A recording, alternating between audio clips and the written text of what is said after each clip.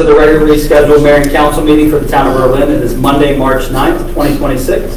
Please join us in a moment of silence, followed by the Pledge of Allegiance.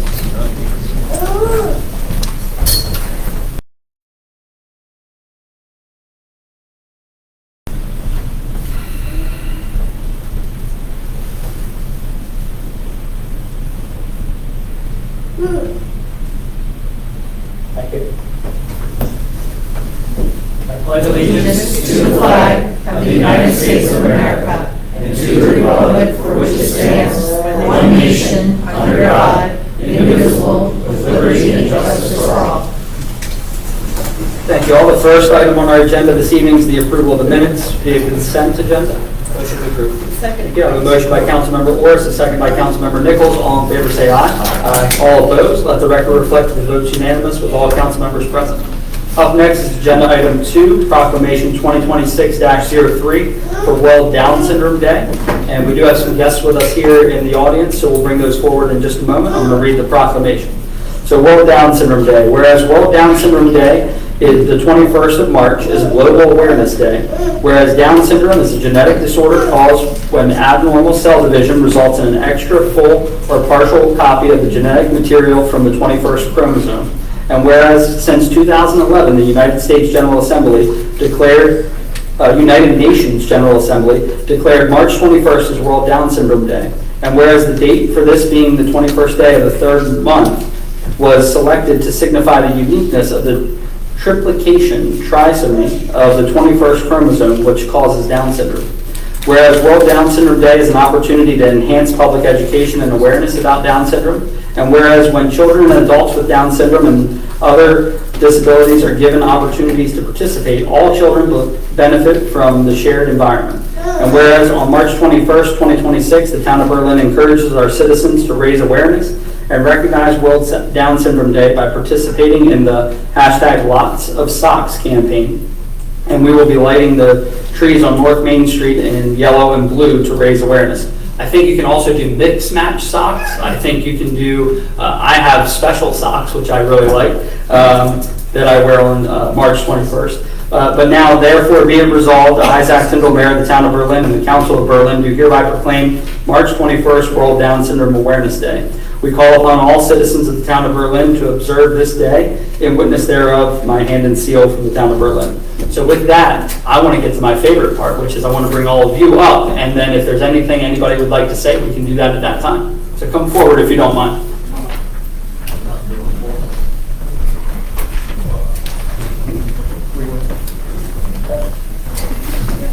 High five. Good job, buddy. Come on over here. Just everybody watch out for the cord, but if there's anything anybody would like to say, we can do that. Come on over here. You want to talk first? No, okay, all right, that's fine. Connor, you don't want to say anything? So, would anybody like to say anything? It's up to all of you. Thank you for having us and doing this for us. Thank you. Yes, So, thank you. Well, on behalf of the citizens of Berlin, it takes everybody to make a community, right? And I have to say, one of my best friends growing up, from a little boy all the way until now, had Down syndrome, and we played together, and it was honestly some of the best memories that I have as a child.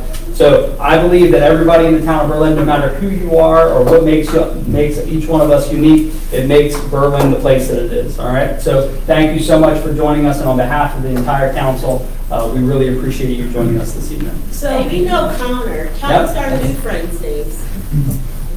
This is Maverick, and we live in Salisbury, but we were very much honored to be invited to this, so thank you. Nice to meet you, Maverick. He will be 3 May 29th. He was a month early when he was born, but he's rocking everything that he has. You never know. And who do we have here? This is Nate. Hey, Nate, how are you, buddy? Say hi. Oh, it goes your muscles. Yeah, good job. Do you want to run the meeting tonight? Yeah. I have a mallet up there. You can use that. And we know each other, but go ahead and just introduce for the public. My name is Connor. Yeah. Good job, buddy. We run the torch run together too. You always beat me. You got fast feet. All right, well, we can't thank you enough. Wear your mix match socks, everybody. We'll light the trees blue and yellow. And we brought the pins. Was that? Thank you. We really appreciate that. And also October is Down Syndrome Awareness Month. I did not know that. So you can wear your pins the whole month of October. That's awesome. Thank you. Mayor Zach, let me take a picture, Oh, please. okay. You want to May I hold squeeze in here? the proclamation? Yes. Sorry, Ron. Anybody want to help? How do you want to sit? You wanna help? Here, stand by it, Mayor. Would you like to help hold the proclamation? Stand there. Oh, you got it. You got it. You hold it. Councilmember Nichols, will you go like one way or the other? Are you ready? 1, 2, 3. Cheese. Awesome. Thank you all. Thank you.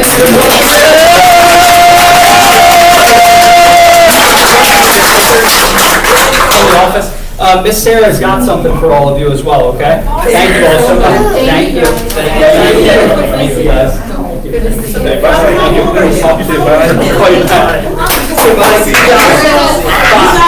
Thank you, guys. Miss Sarah has something. I'm celebrating, you gotta go. You show the cricket? You celebrate?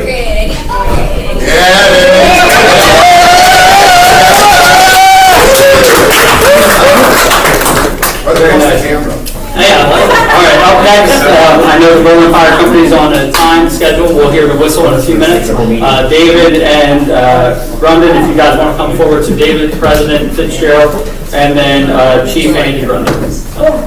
Thank you both for joining us. Apologize for the tardy. Thanks for having us. Yes. You guys have been so busy today. I mean, not that you aren't always, but thank you. Quicker. Oh, I'm sorry. I was pull it up. Oh, you gonna do it for me? Yeah. Okay, wonderful. Again, thanks for having us. We had 2 snowstorms, so this will be the 3rd time's the charm, as they say. So Chief Grundle will start, give us the stats of the fire company, and then I'll go through the admin part. All right, are you ready over there? Yes. So I'm going to blister through this part, and then anything spare, I think it's more fruitful for you guys if you have any operational questions or anything like that. Let's use that time to do that. I know this is already in the meeting packet, so I don't want to belabor something everybody's over. 74 calls in town, 37% of the calls out of town is going to be 126. So the more important thing is past 6 months, the increase of 58 total calls. Scroll up for me. Up or down? Down, I'm sorry, to the next. This is just, this is the way the cookie crumbles. We never know when it's going to be busy or slow. Again, you can look at this and glean from it what you want. Down, simultaneous calls. Berlin's famous for having 1, 2, sometimes 1, 2, 3. Basically what that means is we get a call, we're already on the call for service, another call comes in. That number is actually kind of high, but it's just a Berlin thing. There's no rhyme or reason to it. There's no sense in us trying to look into some crystal ball and figure out why it is. It's just Berlin's luck. Down we go. Our response time is well within the normal metrics for what the county and the study asks for. There's a slight improvement. Sometimes it's a couple seconds better, sometimes it's a couple seconds worse. Neither here nor there. Down we go. We'll stop there.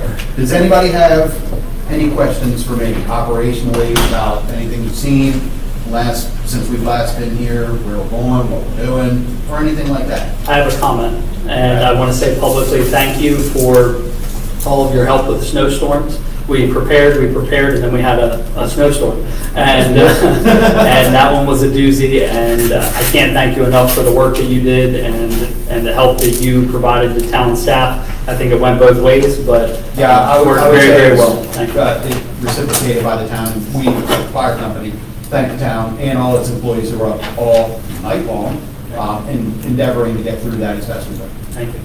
So just so quickly, I just had a question. Has the fire company noticed, how's the volunteering going? I know it's a national struggle. How are we doing locally?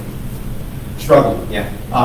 Before the Chiefs Committee right now, we're in a process of will be presenting the county commissioners with a property tax relief kind of thing, or a kickback, or whatever you want to call it.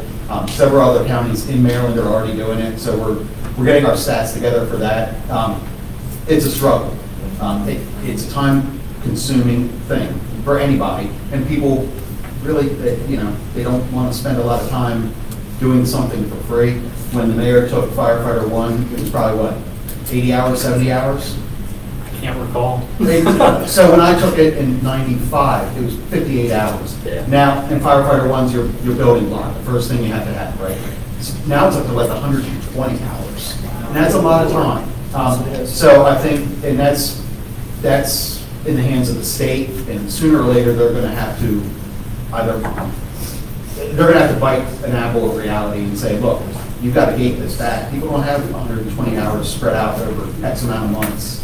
It's difficult. So we're trying to butter that bread as best we can to get people in locally, but the amount of time, the amount of training, all that, it continues to be problematic. Okay. To that point, though, if you all advance a request to the commissioners for that, we've talked about it in our work session meetings together with you all, we would support that. So if that's something that... Jay Jester is the president of the Chiefs Committee, so he's spearheading that. But you're seeing that in multiple counties now. And it does a little, but it still comes back to people have to want to take the time to help their community. And the culture we're in now, neither here nor there, but not a lot of people want to spend free time doing something for somebody they don't know. And just for the public awareness, we don't administer our own property tax bills, so it makes it difficult for, if you're thinking, well, the town of Berlin can just do that themselves, it makes it very difficult for us to do that. But we would support something like that at the county level. Understood. Jake, I'm just curious, how many members does the Berlin Fire Company have? Active members, 51. 51 in total members? Well, those other people, they're life or retired, they don't respond on any calls, probably that Right. 20. So 50 that are able to keep their qualifications up to respond to calls. 50, 51. Any additional questions for Chief Brundage? While I have both of you, before I forget, I have this gleaming post-it saying that we have a work session on the 30th. Are we all still good with that, or do we It need should be to... the 5th Yep. Monday, if you're, I'm agreeing with you, it's the 5th Monday in March. Yep, okay, March 30th. Okay. So, You won't be here. what's that? You won't be here. No, it'll be at the Yeah, library. we don't know exactly where it'll be. I but think it'll Or be here. library or Library police or station. police station. Do we already have it scheduled for the library? I can't recall. Okay. We'll follow up with you, but we are still planning to meet. Yes. Or we might meet at your all's place, because our place will be broken. Yeah, they're all. Good. Yep, take it on. So, as you're talking about, Councilmember Horace, there's the volunteer manpower, the emergency calls, and you see the non-emergency stuff, as Chief Brendan was mentioning, that actually outnumbers the emergency calls. So all the required training, we just went through it last Monday night, the required CPR, the required AED, the required bloodborne pathogen, and required training for driving, to classroom sessions, to driving Mondays. So as the chief was mentioning, it's not only the emergency calls, it's all the other things that keep the company running. It's like we're going to rush out to a corporate meeting and leave here. Could you next slide, please? So as far as the budget highlights, the first 6 months, we got all our county and town funds, annual drive. We still see that trend is going down. We still get the notes back that tell us we're not going to donate because you get funds from our tax dollars. That is just a part of people's perception, as well as people who relocate from an area that has a full state service and it's fully a government-run agency. So when we get that, we still do get those comments, and we see that trend continuing. Or as far as expense, the first 6 years, our vehicle expenses are, half a year, you should be about 50s. We should be about 65% actually in 6 months, because we do all of that major maintenance in September, October, but we're 88%, and that's due to the age of the fleet. So some of you came down when we had the engine ceremony, so the new rescue arrived today. It'll still be weeks from being in service. It goes next week to have all its outfitting done, so that'll be a little bit of time, and that's all funded by a loan, and we use the county out-of-town funds to pay for that loan. So where that's going to stretch us out is that first slide. You see the age of the units, and the next slide, that by the time we get this loan paid off, the 1990 engine is going to be 40 years old. So the capital funding is still a challenge to us. And next slide, please. That's it.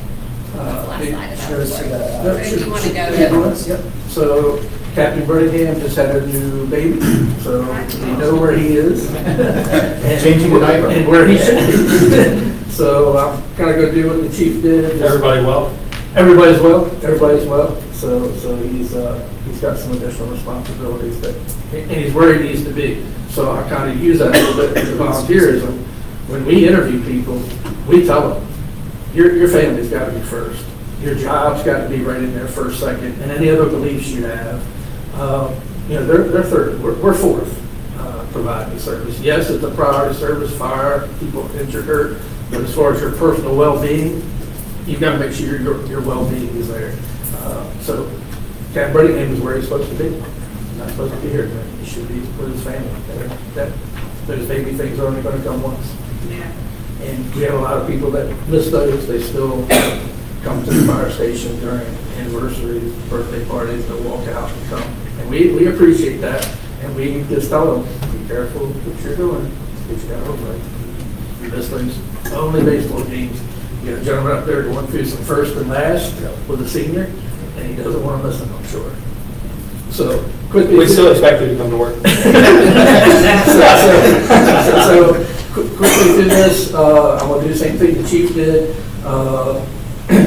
Increase in the past 6 months. It's a large increase, 111 in-town calls over the last 6 months. We still run about that 60-40 split. 58% are in town. Next slide, please. Same as our transports, 68% in-town transports, and increase over 43 in-town transports. Next slide, please. Chief said this is a crapshoot, if you will. It's all over the place. It just depends on the season of the year. And EMS, we do stay, as you see the last one, that middle of the day period where they do that 12 noon to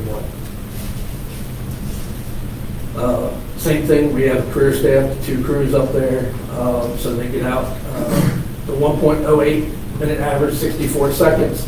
You got to realize that is an average. We still do have volunteers that respond on the ambulance with the third calls and even the second calls as we get to the simultaneous calls. So while we're a little over a minute, it's not a big deal because you're counting those volunteer responses from home. It takes us time to get to the fire station. It's 233 times where both ambulances were out at the same time, or including the third ambulance. So past 6 months, it was 299 times. We have a lot of calls like today. The ambulance was out and had an accident. Next slide, please.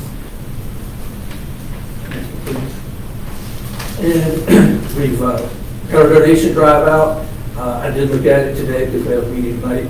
So we're down with this as well. And it's the same thing. We get the notes and the building company gets the calls. Why should I be donating? I've got insurance that'll cover it. You're getting money from the county and town, I'm not going to donate. Our billing, we were a little over, we're 52%. And we told you before, we've gone to a more aggressive billing model with a new company. We're also getting, and I just looked it up over the weekend, we still get a Medicare rural supplement. It's run over from COVID. The Congress has passed it again. Hopefully it'll continue for all through the calendar year of 2026. So that's a 10% bonus, if you will. We're considered a rural area. The expense highlights, we still have the paramedic vacancies. How many do you have? As of tomorrow, we've been 1 year with 3 paramedics short. We go down to 2. We finally hired somebody, starts full-time tomorrow. So we still have 2 full-time paramedic vacancies. It's everywhere, just like you see with the your police department, it's a recruitment retention, and then when you have the municipal run, and they can offer $10,000 sign-on bonus and all that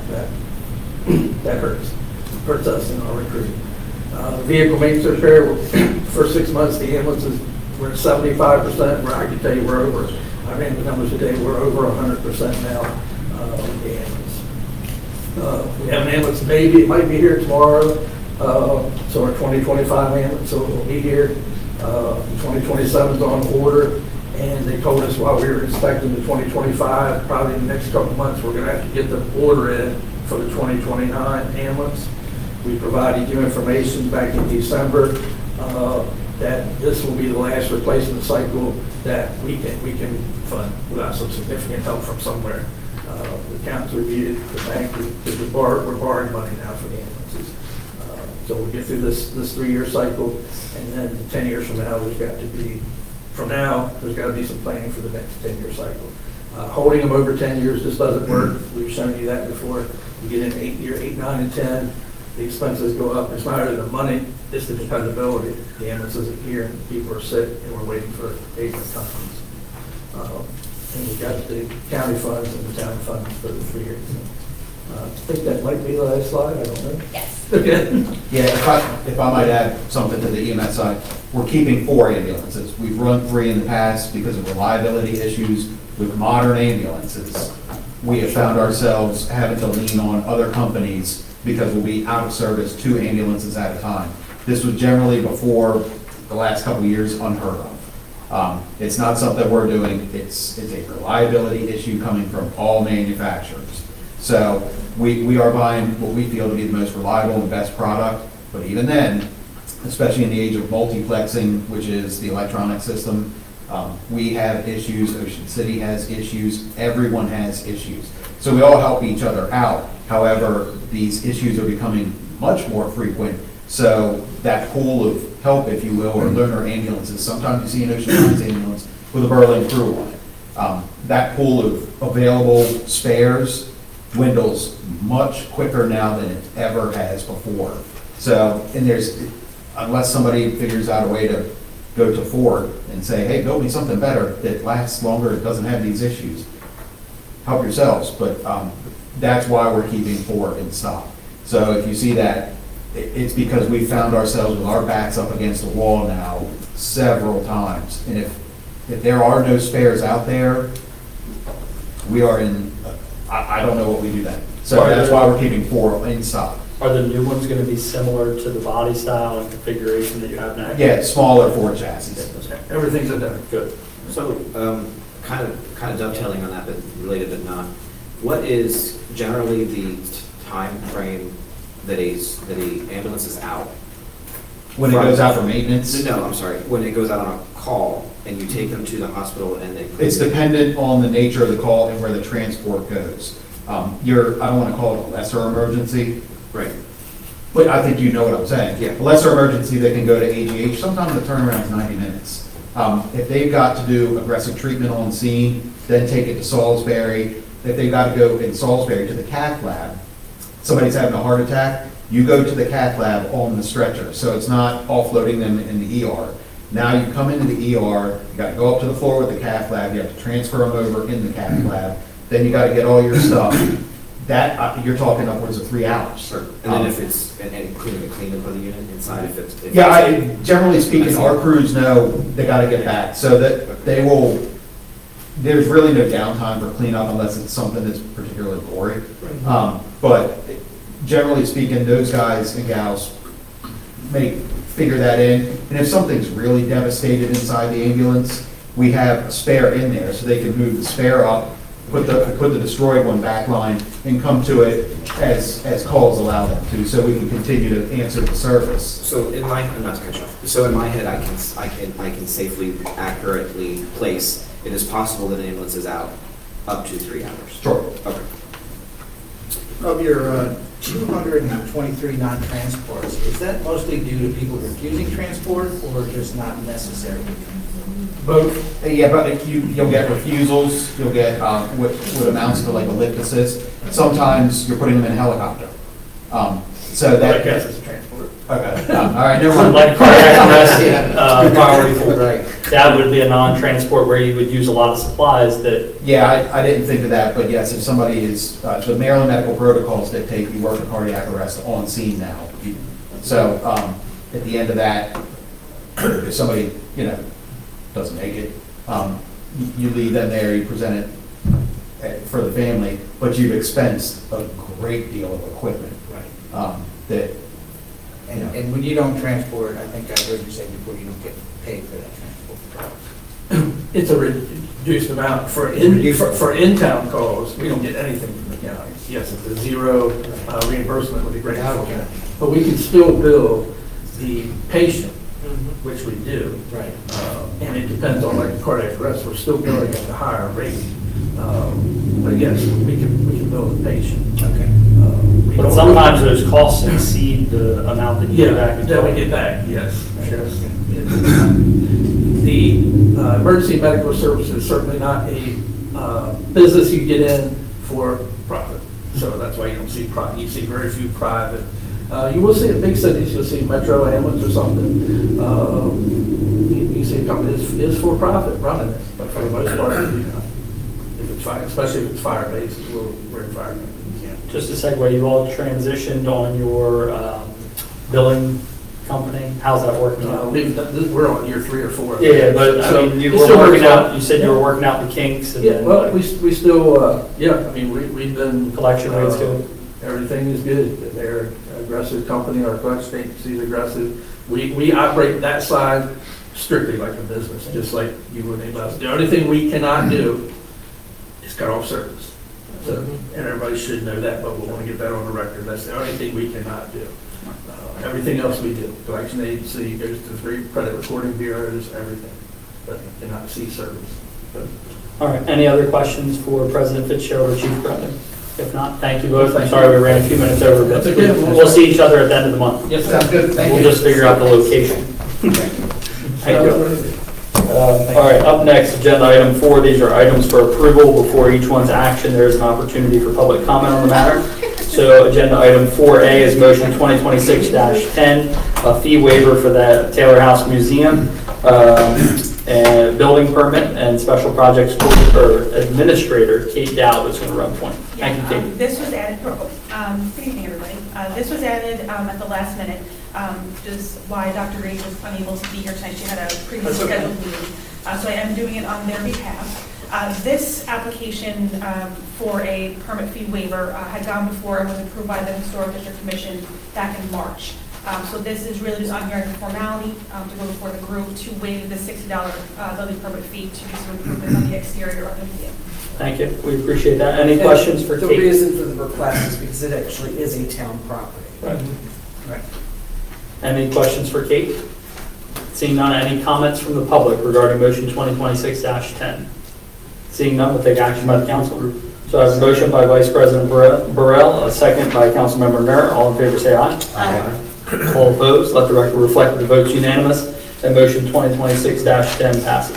Just for my usual full disclosure, I am a member of the Board of Directors of the Calvary Taylor House, although I have no financial interest in this decision, but there we are. You voted in favor, though, right? I voted in favor. Okay, thank you.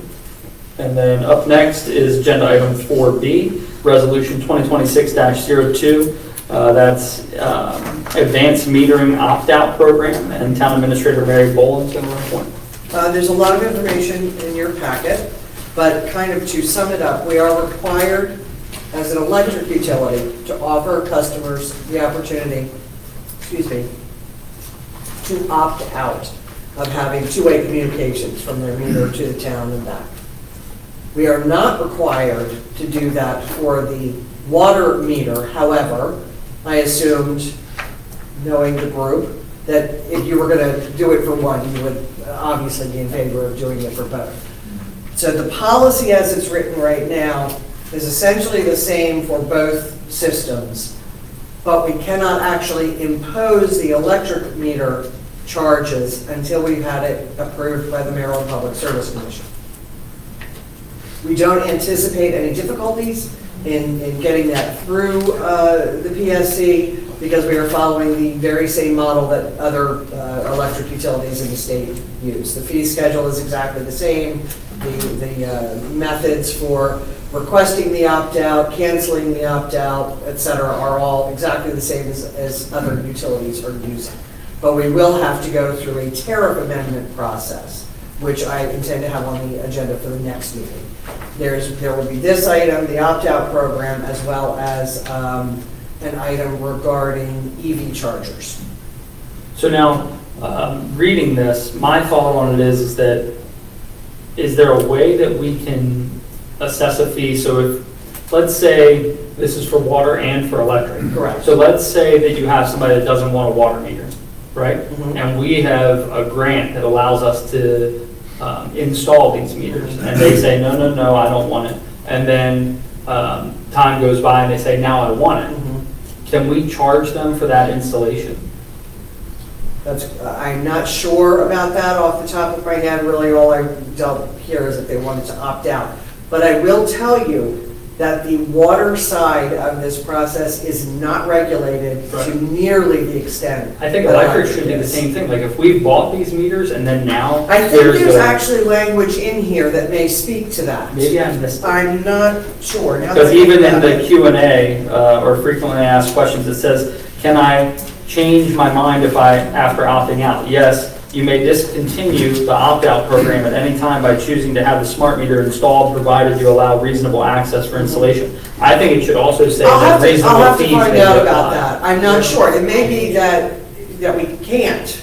I don't know. Right. If possible, I Yeah, think I'll we should find out assess about that. reasonable fees and bill for staff time if needed. Because these have system-wide implications, right? Like if you Yes. want an old meter, that's one thing, but there's public safety. I mean, Tim, there was a house fire. Tim was 300 miles away and was able to discontinue the electric service to help public safety folks. There's a public safety side associated with it. And to further explain why we are charging a fee for it, because what that means is that we still have to have a person pull up to that address in a vehicle, get out, walk up to the meter and read it. There's a cost to that. Whereas the smart meters are all done, remotely, kind of with the push of a button. Or, as you said, Tim was able to actually turn off electric in an emergency from 300 miles away. We've actually done that twice, in 2 different locations. Great. Have we had anybody request? Yes. We have had a couple of people who have requested it. We haven't had this in place in order to accommodate that. So why the one-time fee? Is that really necessary? These are the models that the other utilities have done. There's an administrative side to it as well. It's not just about reading the meter, it's also about making sure that the account is flagged as an opt-out. There's a manual read that has to be done. I understand. There's a manual entry that then has to be done. That has to be cross-checked, because then if somebody's gonna plug it in and then you're upset because your bill's wrong, well, there's human error associated with those things, whereas there's a lot of digital stuff that prevents that human error. Sure, no, I get it, and I understand the 17 per month fee, but the $75 just seemed a bit excessive per month. That's a decision for you all to make. Like I say, this is modeled after pretty much every other utility in the I state. get that. Yeah. But if you want it to set I would that say go higher. rate, that's up to you. I would say. Honestly, go higher on your monthly fee. I would stay away from that. Okay? The reason I say that is because It's the regulated. PSC has approved $17 per month. Okay. I mean, you can ask for whatever you want to And ask for. the basis for my thought on that is purely, I'm not fee hungry, the basis for that is that you have staff time of electric personnel that need to go out and manually read it. They have the vehicle travel time, wear and tear. You then have 2 customer service staff that have to manually enter it. There's a lot of, There is. more than There's a lot of $17 associated with yeah. administrative costs. I get that, but electric is expensive as enough. I mean, I'd rather see the one-time fee would be reduced from 75 to 25. Well, keep in mind, people can continue to use the meters that we install. Yeah. This is purely an option for them. This is not, Right. it's not as if we aren't giving them a choice. But you're asking them to pay for it, but I get that. Yeah. But this one-time fee is All right, what's everybody? Well, I have a separate Go ahead. question if we want to discuss that. No, go ahead.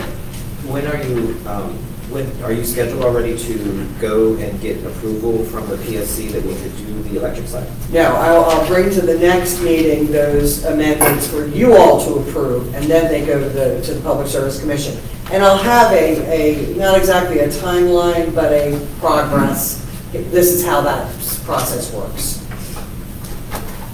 So, We can start can we right do away the- with can the we- water can we do the- meters. Okay, all right, okay. And what we'll do is, if someone requests it for their electric, we'll go ahead and enroll them in the program, but the fees won't kick in until the Public Service Commission is You approved. kinda like, okay, And we're not understand. gonna make them retroactive. Just for speaking for Jack, I think that I would be comfortable if we forwarded the water side and kind of waited on the electric, but made a note, as you said, Mary, and made a note on their account. Sorry. That they were interested in the opt-out. I'm not following. Yeah. We're not going to charge them for the electric. We'll enroll them in the Yeah. program, but we won't charge them until such time as we have Public Service Commission Yeah, approval. right. Okay. Yeah, Okay. no, I understand that, but Follow. tonight, if the group agrees, I would be comfortable with moving forward the water side. Definitely, but the electric, wait till you get. You would have to action before we can get approval, Oh, because we okay. need I'm the sorry. body's decision This to would, approach the right, public. this would be part of that tariff I'm sorry. request that the mayor and council already has a policy. I'm gonna blame it on the loss of hours. It's okay. Yeah, I agree with that. Okay, that's all I have. I support the lower annual, the lower one-time fee as well, but just curious, the folks that want to opt out, what's the reason? It runs the gamut. And there are conspiracy theories. There are a number of things. There are, and I don't pretend to understand it. It's not something that I have delved into greatly the reasons why. But I believe there are concerns about radio waves. There are concerns about the town. Actually, I saw a YouTube video. Not that I recommend this to anyone, but this person was taking the stance that smart meters will allow them to access your microwave and your refrigerator and know what TV you're watching, and Our meters don't do that. absolutely not in any way, shape, or form even a possibility. There's a lot of stuff out there. Gotcha. There are a lot of concerns, in my opinion, unfounded. And how many opt-out requests have we had? I don't know how many, Okay, not many. Like a handful? Three. Three, on your side, definitely, I know of at least one on water, but it could be the same customer. It's less than 5. Yeah, yeah, And because the requests are being made, we need to have a policy. yes. We need to have a way to handle it. Yeah. Well, we will have to have a policy definitely in place for the electric regardless. Okay. But I want to get it so that we can handle it now since we are starting to get it. Right. What was your 25. What is it? Would you? I support that. We share. I don't know. But it's okay. I support that. Yeah, what happened? Well, if we do 25, would we still do the 3-month limit? The mayor has two. The rest of the policy, as far as, I'm sorry, wait a minute, what were you asking about? So it's, the one-time fee now is 75. So the one-time now reads 75, payable 3 equal monthly installments. Right. If we drop it to 25, would you want to split it up? It's, again, this is based Okay. on policies the PSC has approved. Oh, I see, okay. So we would split it up however that would work. The- Sorry, these guys like squirrel. So where do we stand on the one-time fee? Can we reach a consensus there? 25 seems I'm fine. what's being tossed around. Okay. But I would add the caveat that I would like the installation reviewed. And that we add whatever costs can be added there because. I agree with that. All right, so we're getting some consensus around $25, right? I feel like an auctioneer right now. We're going once. And we're going to leave the 17 just as. Yep, leave that as is. Or do we have consensus on that? Yes. Okay, we need a vote on this. Did we still want to do That's a the resolution. Do we still want to do the $25 divided by 3? Again, this is based on what the PSC has approved. I could put it to them to do it in 1 month. I'm just. So they may have us divide it. Yeah. Well, then Well, let staff figure that out. Yeah. I think if we can combine it into one payment, we'll do that. If we have to spread it over 3, we'll do that as well. All right, so can we get a vote? Oh, actually, any public comment? regarding Resolution 2026-02. Well, actually, if you'd like, do you want me to research this language about charging for new meters If before, we can- and we can push this to the next meeting? Yeah. At the same time, we'll do the tariff? No, I think we should do that in public. Why don't we, Yeah, Why don't we I'm bring saying, this- don't take action tonight. Joe Make was the asking changes. if we could let staff figure that out, and I said I would like to do that publicly, What's that? about whether or not we can charge for In next. other words, we approve this, you bring back that information. Okay, well, it would change the information, it would change the language of the policy. Let's I'd take it. rather do it clean. Yeah.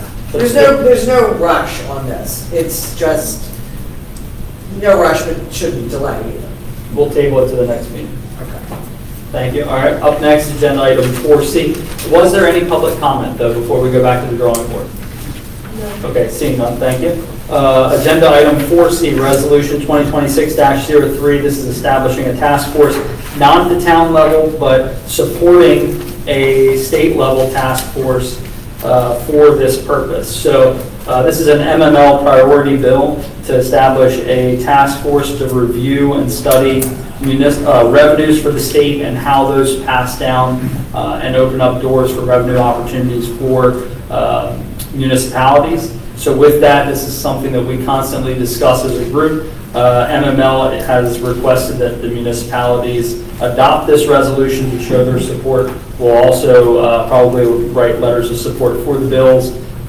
It has trickled its way through the House. It's stalled a little bit in the Senate, but we'll see what we can do from an advocacy standpoint as well. So any questions regarding Resolution 2026-03? It's about sales tax, correct? Yeah, sales tax, understanding what other levers may be available to municipalities. The task force is going to hopefully have that type of a discussion. But this says that Berlin's really interested in the state pursuing that, because our primary derivative of tax, or of revenue, is property tax. So, Give us a fair share. correct. Right. We talk all the time, like you mentioned, about diversifying the revenue, and if we can get a new line item, it seems like a no-brainer to support the legislation. And to take some of the burden off of our taxpayers on property tax and share things equitably where we can through other means. So, all right, open it up for public comment regarding Resolution 2026-03. Seeing none, take action by the council. I have a motion by Councilmember Orris. Second. A second by Councilmember Nichols. All in favor, say aye. Aye. All opposed, let the record reflect that Resolution 2026-03 passes unanimously with all the council members present. All right, up next is agenda item 5, and that's the PJM quarterly report, and our electric utility director, Tim Lawrence, is going to run point. Good evening, Mayor and Council. I'm required by the Public Service Commission to talk about the quarterly report for PJM within a public setting. So for the months of October through December of 2025, the town of Berlin, we sold a total of 11,817,246 kWh sold. That's energy sold. The AMP bill for handling, their services for the town of Berlin was $459,786. PJM charges were $456,870. PJM ARR credit, that's credit back to the town, was $78,784. Fuel lube, other costs for the power plant, that type of thing, was $7,113. Total power costs for the quarter, October through December, were $844,986. Cost per kWh sold was 0.07150. Thank you, Tim. Any questions for Tim regarding the PJM quarterly report? Seeing none, thank you, Tim. I am going to use this opportunity, Tim, to announce your news. I'll just say briefly, and then I'll let you fill in the blanks. But Tim has been with us for some time. He's helped the town. What's that? 16. I know, sometimes. I don't want to let him go, but Tim has announced internally that he is retiring after 16 years of service with the town of Berlin. He's led the town of Berlin through some substantial improvements in the electric utility. There was a time when Berlin's outages were very frequent. Our reliability was unreliable. And Tim and your leadership and your team under your leadership has really brought the electric utility to a place where it is reliable. It is something that the citizens can count on. Often now, I find myself, although I'm kind of eating crow following the last snowstorm, I always say you don't need a generator in Berlin because our outage times are so short. Like, why are you going to make the investment? And then we had a 20-hour outage. But generally, Tim, that is the rule of thumb, right? You all operate such a well-oiled machine that a service is very, very reliable compared to our peers. The cost for electric utilities in Berlin is much lower than our competitors, and a lot of that is through your leadership. So thank you. And Tim's making sure that going forward, we'll be in good hands. Yes, I agree, but I'm going to clap for you, and then you can talk.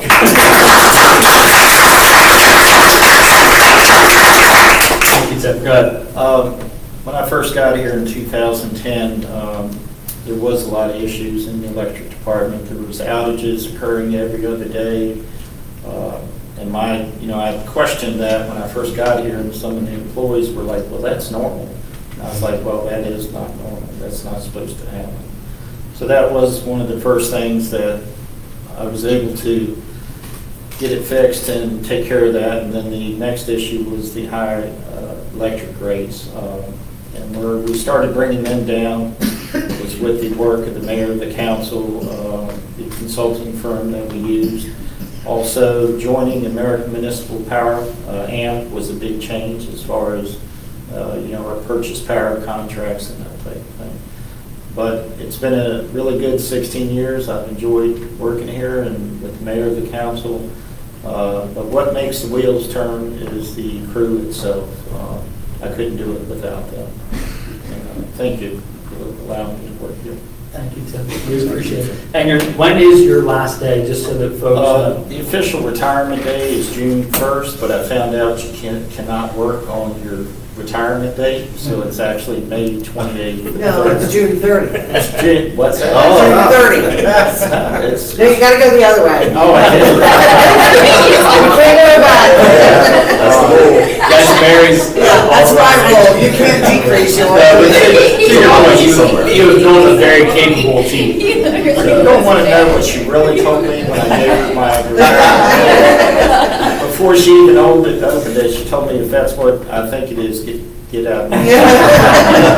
So, I would have to agree with her, but like I said to you earlier, everybody deserves the opportunity to retire. Yes. And your work will continue, and the team that you've built will continue. So we greatly appreciate it. I mean, it's been nice here, but I've been in the business 47 years total. And it's time. And Tim, you'll always be in the back of my brain saying we need a second point of reliability coming into town. Like all those big things, they're not going to be lost. I'll still pay This past snowstorm, I agree. Well, I'll tell you, to put that in perspective, Berlin was out for about 20 hours. I was out for 36 in Salisbury, DPL. Well, and while we're talking about it, I mean, And I just you watched don't have to the report this, all right? Like, we don't have to report this part. And maybe please don't. But we were hounding them time and time again from the time that it went out to like every hour. Tim's like calling for a status update. They got tired of me calling. They got cold on you, and then we were like, all right, what do we do next? Yeah, and but it finally came about, and they brought it back. Yeah. The holdup was the transmission line. As soon as that came up, we were able to start picking. Yeah, but without the two of you riding the line, that's correct. That we would have been a much longer. We would have been closer to the 30-something hours. Yeah, I still don't understand how DPL got their transmission lines to Berlin sorted out before they got their transmission lines directly to my house. I can fill you in on that later offline. We did have to make a few phone calls, but They never really told me where the issue was at, but they did say that it needed a helicopter to get to it. Wow. So wherever it was at, they told me. Wow. I have watched the perspective of the public change related to Berlin Electric Company since Tim has been here. Tim talked about his crew and I believe Tim when he says he has a great crew. I did. But I want the public to know that that crew in Tim had a great leader. Tim came and modernized that company. He established expectations and benchmarks for operation that are second to none. And during the snowstorm, even after being out 10 hours or whatever it was, folks in the town of Berlin still was able to say, well, we'll never no more than 10 minutes. And it's all because, I think, of Tim's leadership, his knowledge and expertise related to electric operation. Tim, you will be missed greatly here in the town of Berlin. I don't Remember when he came up with wild idea? It worked out well. I was just saying to Dean, remember, and I saw Troy walk in too, remember when he came with the wild idea? Tim's retiring, by the way. Remember when he came with the wild idea of wanting to start an apprenticeship program with the electric department when we were all on the council? And now how many? Two of them have already graduated. One's going to graduate in July, so that's 3. Well, actually, 3 have graduated. The meter department, Dave, 2 first-class linemen, and then we got another one graduating this coming July. And then there's another one right behind. See, that's another point as to why you can't leave. Yeah. You gotta come back. You gotta stay for at least that. We were the first municipality in the state of Maryland to become a sponsor of lineman training program. We were the first ones. It's worked out well. Yeah, usually it's the private companies. That's correct, co-ops and that. Thank you, Tim. We greatly appreciate it. Thank you. All right, so up next is agenda item 6, an announcement of the budget and tax schedule, which is in the packet. It's also on the website. And it's also on the website. It is in the packet on page 31. I'm not going to belabor it, but I will say that you'll see the general fund budget work session on the 20th of April. You'll see the utility fund budget work session on May 4th.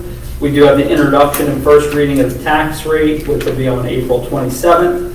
Public hearing on the tax rate will occur on May 11th. First reading of the budget, and it'll be introduced on May 26th, and we'll ask the council to adopt it on June 8th. There are also some internal staff meetings, which all of you have expressed whether or not you're interested. I believe everybody's scheduled. If not, touch base with Sarah at the end of the meeting to make sure you know where you're at. All right, any questions regarding the budget and tax schedule? Okay, seeing none, we'll move on to department head reports and town administrator report, item 7. The renovation of town hall is moving forward. It is. Everybody is packing up. It's going to be go, go, go until it's not. We are probably going to be moving at least customer service next week, which means that town hall will then be closed to the public for all practical purposes, because we won't have anyone in the front area to greet people. Bear with us. They will be in the Welcome Center. They will be open to the public for people to come in and pay their bills. I would advise, if you're looking for anyone other than customer service, call or email. That'll be the easiest way to reach out. Planning department will continue operations as normal. They are not moving at this time. We will probably have the office closed for customer service one day next week. We just don't have the exact day nailed down. Any questions for Mary?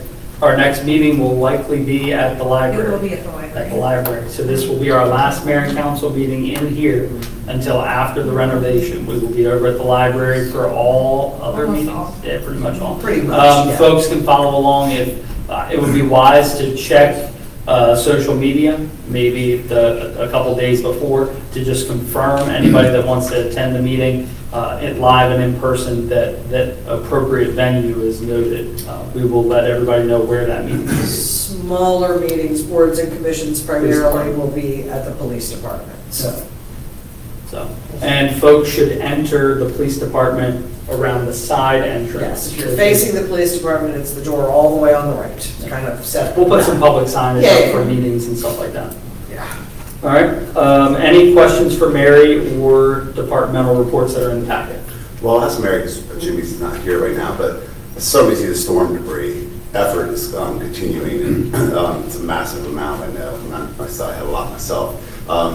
How are we doing with that? I mean, I know it's got to be a strain on manpower. I saw electric actually helping on Friday, I believe. So Unfortunately, we've had a large number of people who Yeah. have taken unfair advantage. Gotcha. So we're going to have to be cutting it off this week. Okay. And the Public Works Department will use their discretion as to whether or not they will, or in some cases can, remove the items. You know, it's Some of like it's really anything. large. Well, and it's quite obvious that people have taken advantage and started their spring yard cleanup early. Now, the thing of it is, they do have, remember, we do have yard waste collection coming up in May, so it's not as if this is a one and done. But there are houses that they have been back to several times, and we just have to put an end to it.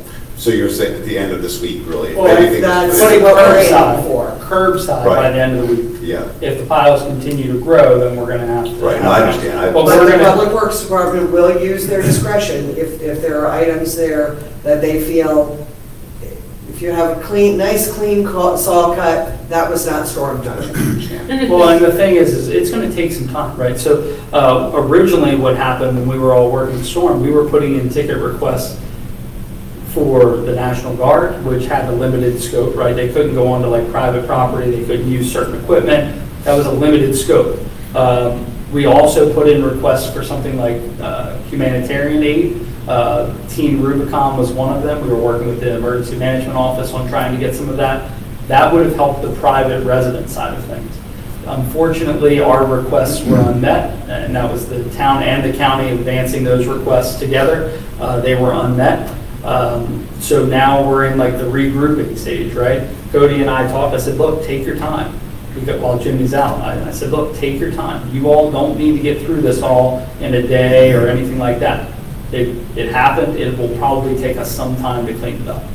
So, but to Mary's point, if we go past the house and then it constantly continues to grow, we might have to draw the line. I understand. We realize that at the end of this week, that will be 3 weeks. Right. And our Public Works Department has a full-time job. Yeah. On top. I think the So message- it's just becoming quite a strain, and it just can't go on forever. Right, and we have our parks too, right? The parks Yes, is exactly, damaged. exactly. There are town properties that sustained significant damage as well, that we're actually having to divert personnel from other departments to go help out with. So This is it's- worse than some hurricanes don't look this bad. No, exactly, Yeah. exactly. But I think it's been a great service that we've offered, and I understand that there's been some instances where there's been some taken advantage of, you can see it. But I think the messaging would be that I guess some of it could be held back for yard waste. Day. Exactly, Okay? exactly. Yard Weeks will be coming up in May. There will be 2 dates as per the normal schedule. And those dates may already be on the website, or they will be shortly, and they'll adhere to the standard collection. Sure. Mary, you mentioned if it hasn't been cut, it's not storm damage, but in my neighbor's case, he had a giant pine tree come down, and I went and cut all the branches off, so he could then I understand, but it's get it. It's excessive. It really is. Our people can't handle, pieces of limbs that are this big, that kind of thing. We have to make judgment calls, and that's where we are. At the end of the day, it always is the property owner's responsibility to clean up their property. This is something we have offered as a courtesy. We just can't do it forever. Somebody's gonna have a lot of. Some people have been doing that though. So I've heard from some residents that they put it curbside, and then other people that weren't town, they came by and said, oh, that's a nice log. Same here. By all means, whatever, if it's curbside and it's a limb and it looks appealing. Another man's heating source. There you are. I'll take it. Don't bring it to my house though. Any other questions or comments for the town administrator report or department? All right, seeing none, we'll move on. Just before we get to comments from the public, I want to address something that happened on Friday. And so I received a lot of phone calls and emails about ICE in Berlin, and usually I stay away from national politics and things of that nature here. We're a nonpartisan group and we act that way, so this is not designed to be a partisan statement by any means. So on Friday morning, I was informed by town residents that ICE was operating on the corner of West and Washington Streets in Berlin. I do want to make it very clear on behalf of the mayor and council that we were not informed by DHS or any of the allied law enforcement agencies that these officers would be in town. I also want to make it clear that the current sworn Berlin Police Department officers did not work in conjunction with ICE and while they were operating in the town of Berlin.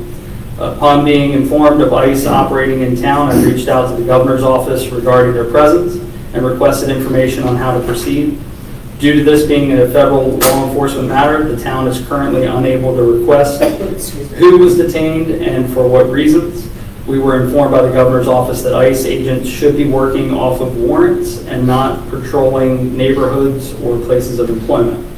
I did want to ask my colleagues if there is an appetite by the group to want to pursue a FOIA request through DHS to figure out exactly why ICE was in Berlin and whatever other public information we could have obtained, such as who was detained or any other available information as to why. So I know some of you have reached out to me privately. That's what I know currently, and I would like to hear from my colleagues about how we can maybe move forward as a community. And I'm always for transparency. I happened to just see this this afternoon. I was leaving Food Lion, and 4 vehicles came up and pulled over. It was not necessarily the action, it was the way, and it's not Berlin. And what I saw was, I found it to be offensive. It really had nothing to do with the politics of it, it was just the human decency. And I left my chicken in there, so I had to come back and get it, and they were still there. It just draws a scene, and it draws a lot of uncomfortableness, and I don't know the outcome of that situation, but I just, it was startling because here I was racing to get here, and it was my turn to cook, so I grabbed something, and it's just not Berlin. It's similar to what we saw Friday. The schools were involved. There were quite a bit of different speculation or comments or observations about what was seen. I hadn't thought about that route. I support that because I do think we should know whether or not it's our purview or not. We are responsible. We get held responsible for it because it's happening in our town. It's just a very uncomfortable situation, I think, and it's okay to acknowledge that without dipping your toe into the national political realm. I agree. I mean, this is me speaking as a mother and speaking as a teacher. And to find out that students were literally, running from their front door to the bus because these folks were in the parking lot. To have your superintendent and assistant superintendent in the parking lot at the neighborhood escorting children home at the end of the day. That is outrageous. Outrageous. I don't care where you stand in all of this. No child should ever be made to feel that to get from what's supposed to be their first safety place to their second safety place, feel like, oh my God. Outrageous. Yes, we need to find, I'm in complete support. I join in support of the request for information. Councilman, yes. And I was,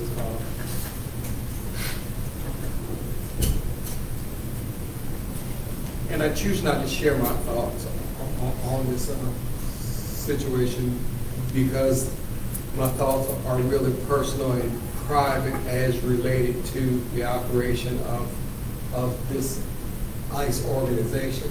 So I'm just going to keep that to myself, but I do support soliciting this information. So the way that it works, from what I can understand, we'll submit that on behalf of the town. There is a digital platform to be able to do that and a website to be able to request that information. We are not the only ones in the state of Maryland from the municipal level that are doing that. We do have some precedent to follow there. What's shared, we don't know. We'll figure that out when the time comes, but we will make that request this week. So. And the actual, I'm sorry, just to reiterate, the actual request is why and who? It'll be for any information that can be shared on their operations within the municipal limits of the town of Berlin on Friday's date. From, I believe they left town around noonish from what I heard, but it will span a period of time in the morning to mid-afternoon. Yep, and we'll see what becomes of it. So, all right, thank you all, I appreciate that. All right, let's move on to public comment. Agenda item number 8. Anyone that would like to address the mayor and council may do so at this time, and there is a 5-minute time limit on that. So. Back again. Yes, we know each other. Just introduce your name and entity that you represent, please. You don't get tired of us? No, not at all.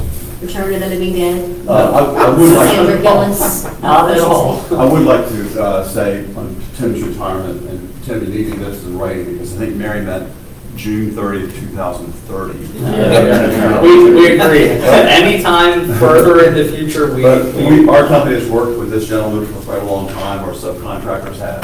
He's done a great job. The town it wasn't always that way, and it has shown remarkable improvement over the years. And thank you, Tim. Thank you. Hope your successor is on your next your remaining 4 years.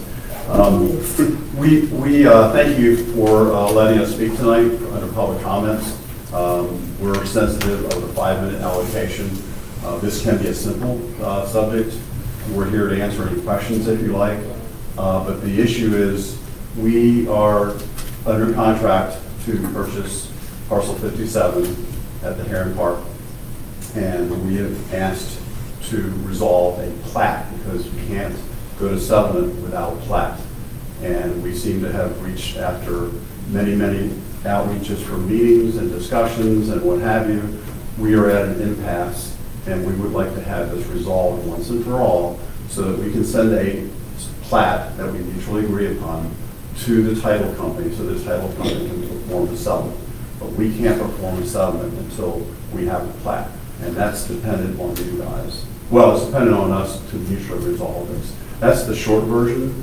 I sent each one of you an email on Friday, and I have it in hard copy if you would like to see that. You can hand it to Steve and he can pass it down. Sorry? You can hand it to Steve and he'll pass it down. So basically, I think what we're trying to do before we start the discussion, before we try to resolve the issue, is what is parcel 57? And we're also coming here, I think I also said in my email to you guys, we have a solution. We think we have a great solution. But in order to resolve this discussion such as this, we have to have a discussion. And honestly, we have been making attempts to follow the town process since mid-November for planning and zoning, and we have been totally unsuccessful in that process. So, but before we can even finalize our design and go to settlement, we have to have the plat. So how can we resolve that? If you can look at parcel number 1, or excuse me, I'm sorry, exhibit number 1 that we've shown here. Do you need another copy of that? It's No, we're good. We're good. Okay. So, Girls share. okay, all right. So number 1 that we're showing here, that's the exhibit in the contract that we have. Exhibit number 2 is shown here. That's a survey prepared by Woody Bunting. Item number 3 is a survey or the concept drawing designed by Davis Bone Friedel, your all's engineer. Number 4 is a plat that Mary provided to us. Number 5 is a plat that Mary provided to us. So I think, I don't understand, this was on the last agenda, but it was postponed because of the snowstorm, and we're at completely lost as to why it's not on the agenda for tonight. So that's why we're coming under public comments. We need to have this resolved so we can go to settlement. We So- want to put this on the tax rolls and convert this project to a gem for this community.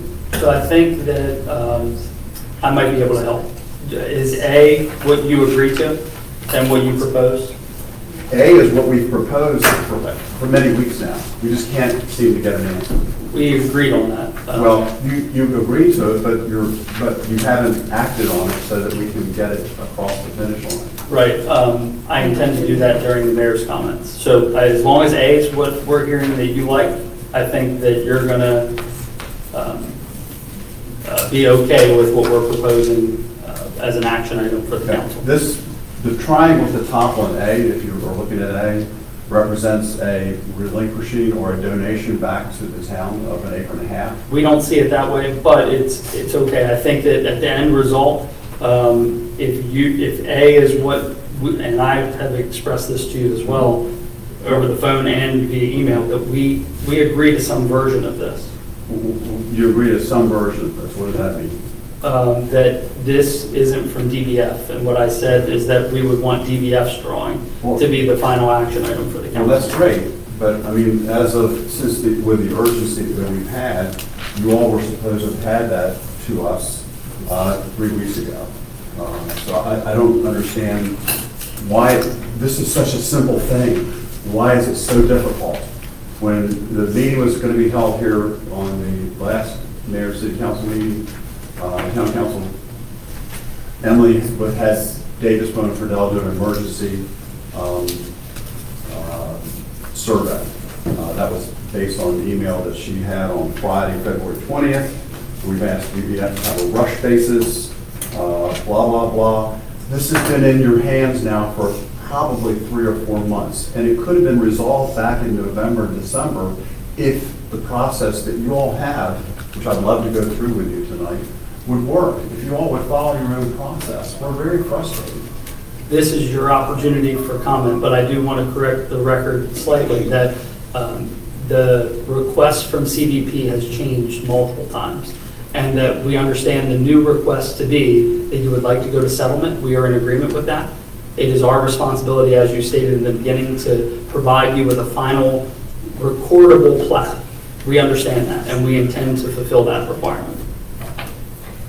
You said you didn't agree with this, what it is on Exhibit A, where we're willing to donate We that? just want DBF's drawing to be the final actionable, agreeable drawing for the town of Berlin. We agree on that as well. But I think we're not, why can't we communicate with the engineer? Yeah, you've not allowed us That's really weird that to we communicate with do your a engineer. project and we can't communicate with the engineer. Every time the engineer works on this, it's a bill to the town. It would have been less bills if you would have let us talk to them. But we can't authorize you to incur bills on our behalf. So this is kind of unusual, but when you say this has changed multiple times on our part, there was one time that I know of that it's changed. We've always known by exhibit number 1 a year ago, this item right here, this drawing right here, shows parcel 57. This is what we went under contract for, and this is what we bought. There is some mention of an intended property line, and I've never heard of an intended property line until just a couple weeks ago.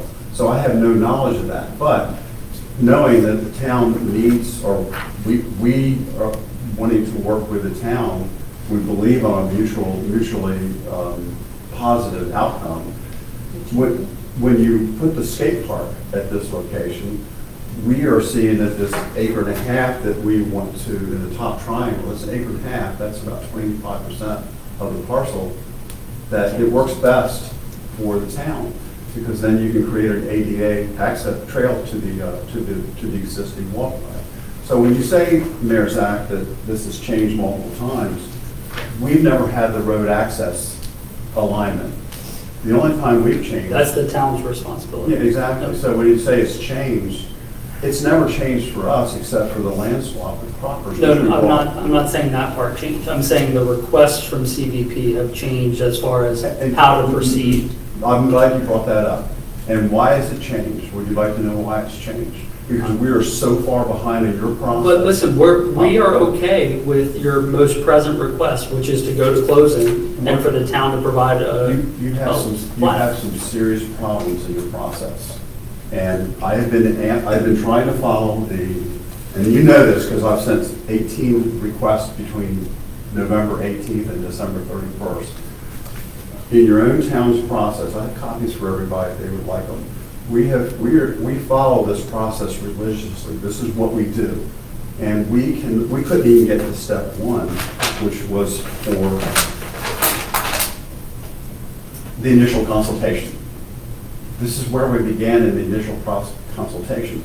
The reason we've changed the request to go to settlement is because we have we have a client with real schedules and real deadlines. We have a sense of urgency, and some have said we are too aggressive, and we're too aggressive because I have repeat clients because I'm very aggressive, but I'm aggressive because I get this much response from the town. I get nothing from the town after multiple requests to go through the concept, the consultation, the preliminary site plan approval, the final site plan approval. I can't get to a public hearing. And the only way we can get to a public hearing, respectively, and I apologize for this, is to bypass the administration process and go right to the chairman of the Planning and Zoning Commission. That was the only way we were able to get to the Planning and Zoning meeting in January, because we were trying to follow the process with multiple outreaches to get to a consultation. We couldn't even get to a consultation. But I disagree with that statement in the sense that I did call you, extending that opportunity for you to go to public comment for the Planning Commission. And we've worked in conjunction. I just wanted to be clear for the public that the town administration works cohesively with our boards, commissions, and committees. Also extending well, that's fine. We can discuss that at that time. But we work together as a team. So the reason we're asking to go to settlement now with the urgency on the plat is we have 2 to 3 months worth of exploratory work. You're probably not going to want us to go over there and start doing select demolition to explore and open up areas for our architects and engineers. So with that said, that's why we have another urgency. But I want to encourage this town to figure out a way to get their planning and zoning process in a more stable and more cohesive and more like, listen, I've been doing this for 50 years. I've worked with every planning and zoning department on Delmarva from Dover down to Cape Charles. There is nothing that is so challenging to work with as it is here in this tiny town. You don't need to make this complex because, Mary, to your point, you all are spending a lot of money on professional fees. I'm spending a lot of money on professional fees, and we're not getting anywhere. So I'm exhausted with trying to get this process to go to put a shovel in the ground and keys in the door. That's my goal, and put it on the tax base for this town. That's our goal. Have living, breathing people there. When I sit on that side of the table in Ocean City and Salisbury and Wacomico, I look at the people on this side of the table as a customer. And I don't feel that way in this town with some of the department's administration. It's very frustrating. Please help us with this process. It's too cumbersome and it doesn't make any sense. We have a shared goal to see the site revitalized. The mayor and council support seeing the site revitalized. We selected to work with you as a partner because of your background and experience, and we are hopeful that that can continue to move forward. I think that the goal where CBP is requesting to move forward with settlement and asking the town to present a clear delineated plat that can be recorded is going to be met. Our contract is a year old at the end of this month. Happy birthday. And we have some time still remaining on that. 3 weeks. To get through the due diligence process and then go to settlement. Mayor Zach, you cannot create a plat and have it recorded in 2 weeks. We don't have to go to settlement in 2 weeks.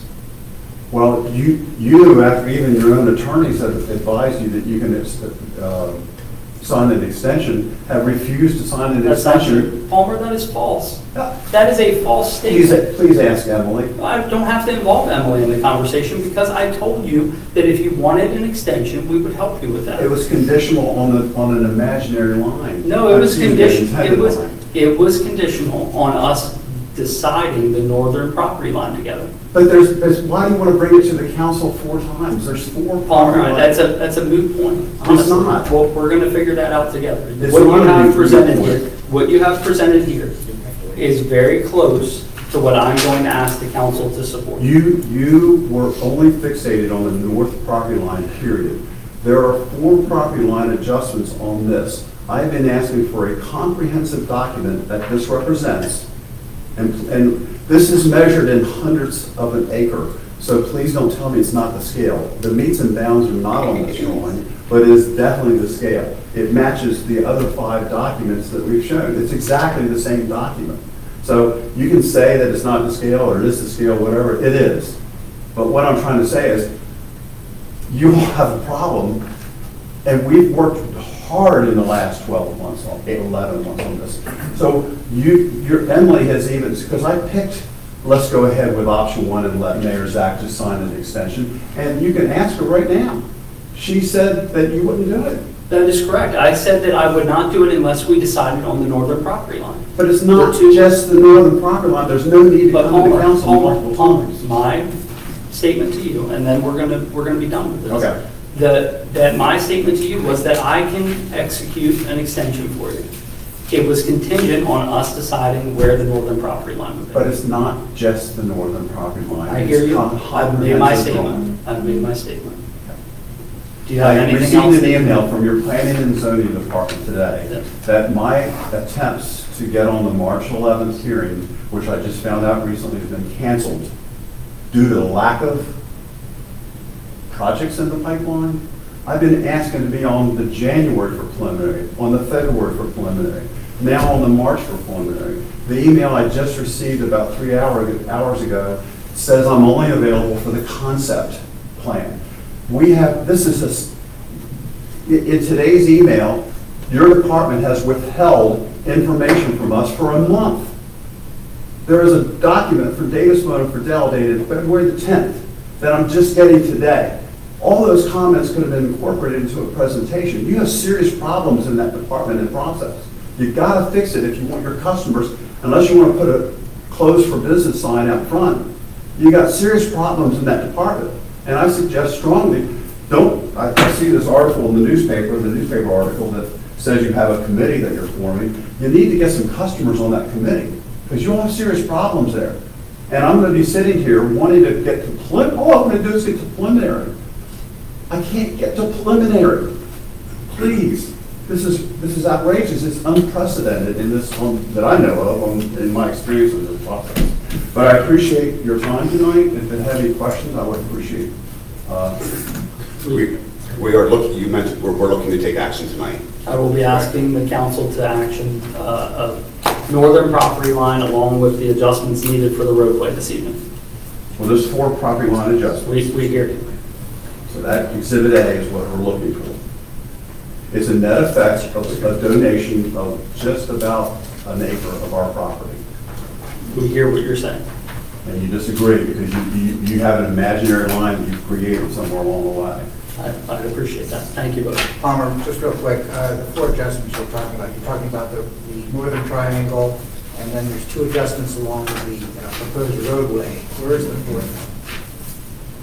So I assume you want to have as much tax. Are you looking at A? I'm looking at A. Okay. So there's 4 property line adjustments. One is the northern property line, which we've drawn a diagonal. Right. That preserves lands that we can't work cooperatively with the town on stormwater management, so we've decided to go. That's a on our false own. statement. Excuse me? That is a false statement. I said we made that decision. Yeah, okay, thank you. That is a correct We statement. made that That is a correct decision statement. because we can't wait for the town to design their stormwater management system, so we can't do a rational regional stormwater management plan, so we're going to stay at on our own. So with that said, this northerly property line, we felt that dropping it down here like this. No, we got the northern one, and then I see the 2 along the roadway. Yes, so the one Is that considered? the one here at the top is lands that go to your easement, which will adjust our property line to increase it. Right. The one down here at the bottom is where we relinquish lands for the access road. Correct. And we have approval from the State Highway Administration for this entrance at this access, but we need your engineers to create this access road. Sure. So there's 4 adjustments there. And I should have brought a large, if you get a magnifying glass, Okay. you can see that they're actually delineating to the hundredths of an acre what the square footage or the acreage is of those hashed areas. So the net effect is about 0.95 acres that we're reducing from our contract to sales. Thank you. Any other questions? Thank you both. Thank Appreciate you. it. Thanks for hearing us. Thank you. Anyone else that would like to address the mayor and council during public comment? Thanks for letting us go 5 minutes, and Tim, thanks again. Thank you. See you June 29th, 2030. What's that? All right, anyone else that would like to address the mayor and council? Yep, just name, street name, or entity that you represent. Troy Purnell, Josh, Spinway Farm, PP, LLC. It's fine, that's fine. You don't need to list them all. I'll be very brief. We are trying diligently to work with the town, but I gotta express the same thoughts and concern of Paul Murray's wife said. This has probably been a project that I've had approved for 25 years. We're trying to get to the end of what is needed and being asked of us. It seems like every time we do, we get kicked down the road a little further. This used to be a 3-month process. It's not complicated. Just whatever help you all can give us, we sure would appreciate that. I do share his frustration as well. I've done this my whole life, and it doesn't have to be this hard. Any help we appreciate it. Thank you, we appreciate it. Thank you, Troy. All right, anyone else that would like to address the mayor and council regarding public comment? Okay, seeing none, we'll move on to comments from the council. We'll start with Vice President Burrell. I just have a comment.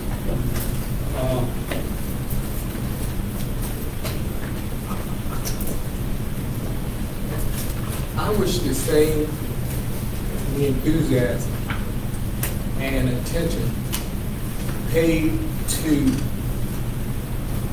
debris related to the storm could be afforded our senior citizens with these massive ditch cleaning responsibilities. Given some consideration. Because as it stands now, we have ditches that are in dire need of some attention. But at the same time, we have those senior citizen property owners without the resources nor the personal ability to tackle this task. And the ditches put our entire stormwater management system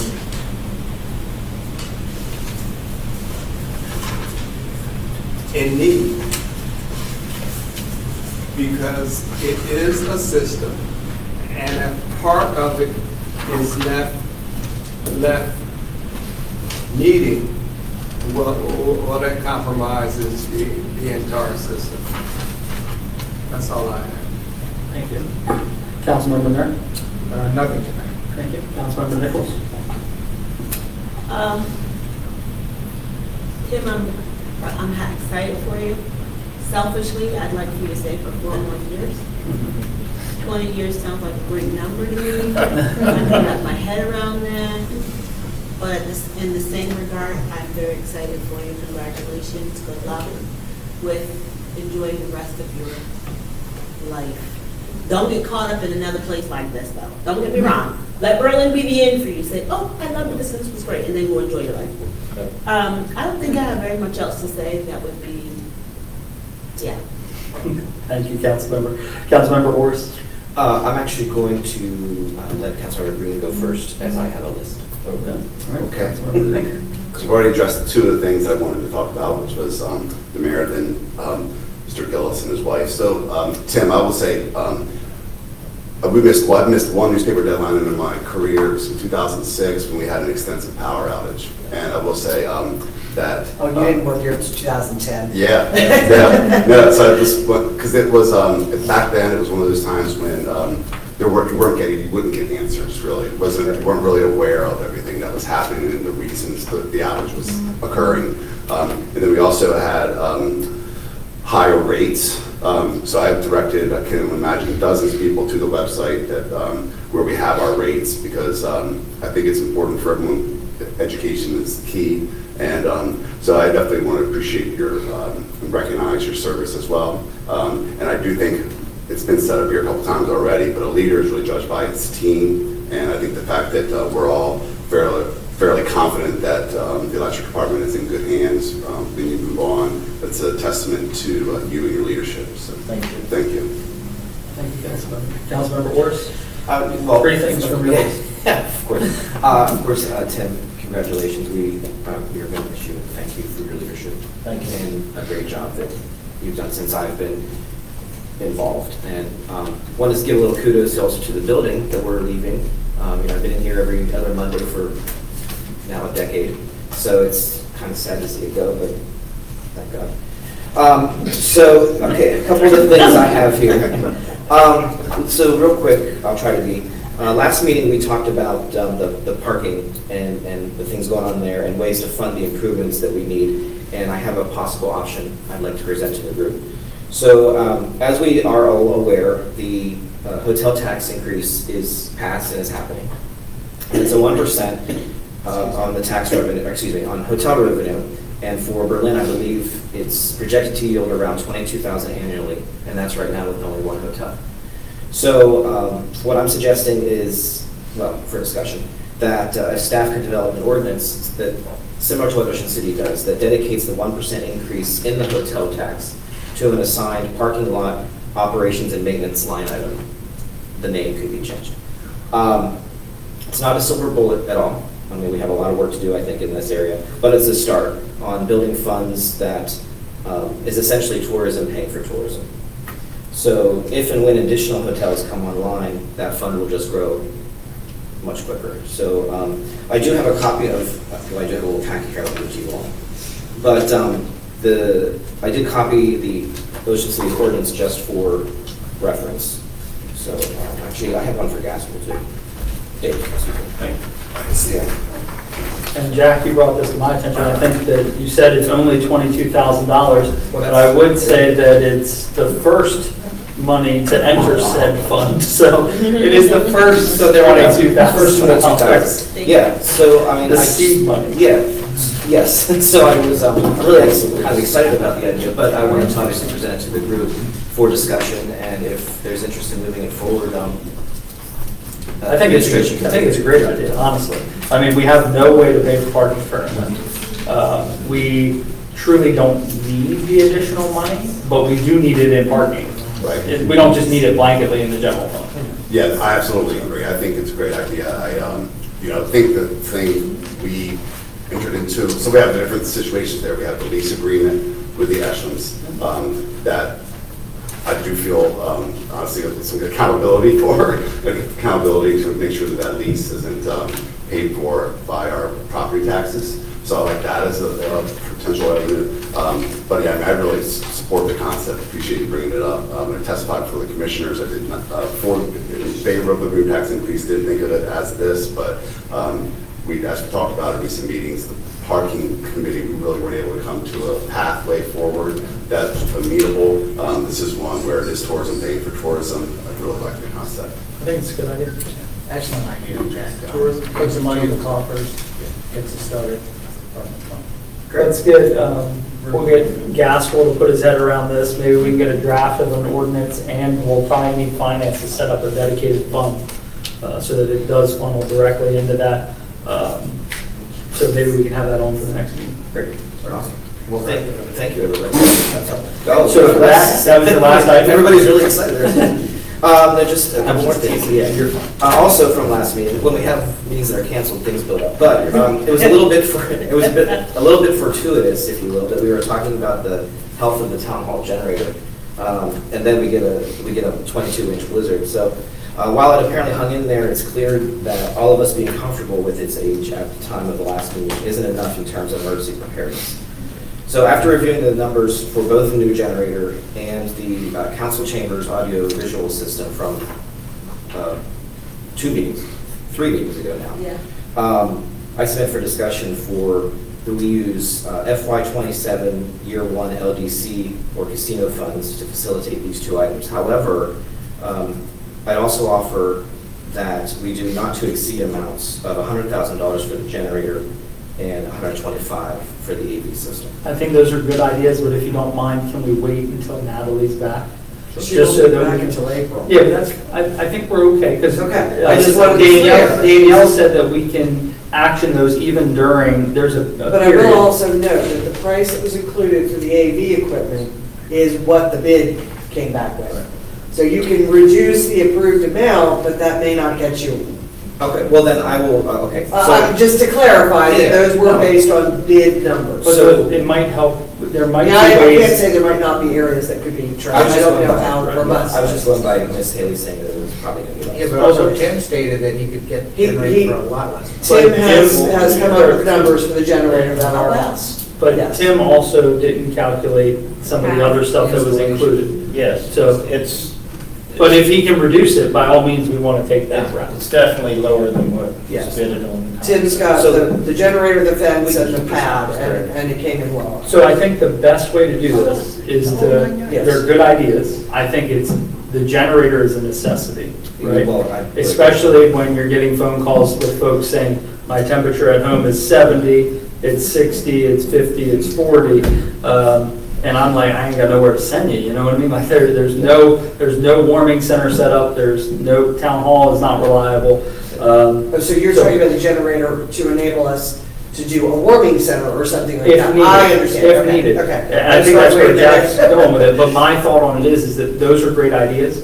I would feel more comfortable if we exercise the options when our finance director's here. And then maybe in the time being, Tim, you can look into what you could do pricing-wise and installation-wise to beat the number that may be in there. Yes. So I think they're all good things. Okay, well then I'll put a pin in that. But- And state the city of Turtle. What's that? Oh, yeah, absolutely. The more projects we give him with longer lead time. Town hall renovation is 8 months to a year minimum. So you're stuck. So, anything else? Sorry, Go ahead. Tim, I made you, longer. Yeah, just as something I also noticed when I was going through the Ocean City stuff, and it's something that I had thought of, not thought of, but I had questioned actually years ago, but just throwing it out here as well. So this is regards to elections here in town, and we're all aware of our staggered elections that sustain an election every 2 years. So essentially half the body is elected every 2 years. So the way it is though in terms of mayoral situations, if the two members then the same cycle as the mayor, they have to give up their seat, which, okay. But then the other half is in an off year. So, where am I going with this? If the person in the other cycle, if the other So yeah, that's what I'm getting at. So essentially what I'm suggesting is if we just want to, I'm not saying we need to, but I thought it was an interesting way to kind of, I don't want to say level the field because that's not what I'm trying to say, but I think it's an interesting way to have anyone interested in running for anything have that ability of, if the incumbent, if you will, per this, has to resign from the council at least 35 days before the election, that allows anyone who is interested in running for said seat a little bit of solid knowledge that it's going to be available to be run for. Well, and I don't know how that would align, that's a good question for Mary and Gaskell about how that would align with when the filing deadlines are and all that stuff. I don't understand. I'm not entirely sure I understand. I don't understand what's being asked. Okay, so I'm going to withdraw the whole thing. because Well, that makes it because I think I can probably explain a little better next time. I don't think, off the top of my head, I may be incorrect, I don't think we have a provision in our ordinance requiring resignation. Well, we don't. That's what I was. Oh, okay, all right, okay. When's the filing deadline? So like if somebody Filing wants to deadline run. is 30 days ahead of the election. So, hold on, can I ask a question first? My original question is, what is the deadline? So like, if you're gonna run an election, right? What is the deadline for somebody to file before the election's like off? Standard filing, full disclosure filing, 30 days. Okay. We do have a write-in availability of 7 days. And that is something But it's that, 30 days for somebody to file to be on an election. Because elections cost money. That's the only thing They I'm do. coming at. They do. They cost staff time and they cost money to run. right, the write-in provision, it's probably out and outdated. I don't know. I would have to look at other communities and see what their write-in provisions are. It creates an administrative headache. If somebody files write-in, or you can't call an election, like for instance, say one person files regular, you can't actually call that election until 7 days before. Yeah, but because what you have that I'm, write-in. what I'm trying to understand is Jack's saying from Ocean City's standpoint, that I think the reason the city has it, and that's why I'm trying to answer your question, that the reason that the city has it, I think, is because then they don't have to run two elections. Yeah, okay. That's my understanding of it. Yeah. You're saying if an incumbent were not to be reelected, no. I'm getting too muddled. In the interest of time, go ahead. Go Yeah, no, in the interest of time, you have this. Everybody Do we has have this. that? Do we have that? It was in with the ordinance. Oh, okay, okay. Oh, it's in with the other Ocean Yeah. City. Oh. So a couple oceans, 2 Ocean Cities. I thought you were going to suggest. As I'm saying, do we have that? 3 years. No. And I was going to say, that is not a good idea. No candidates shall. Salisbury does it that way. Let's go ahead and I'll personally put a pin in that for now. Okay. And bring it back up another time where I can explain it perhaps a little bit better. Okay. Okay. And you can take a look at it. Okay, let's look into that waiting thing now. Am I shocked? Never mind. Why? Never mind. I think there's personal stuff here. Very personal. It's not. You just made I a don't motion. think It's not. 100% I don't think it's personal, but it is real. Let me, I get it. I understand. I just read it too. Yeah. the way our terms are,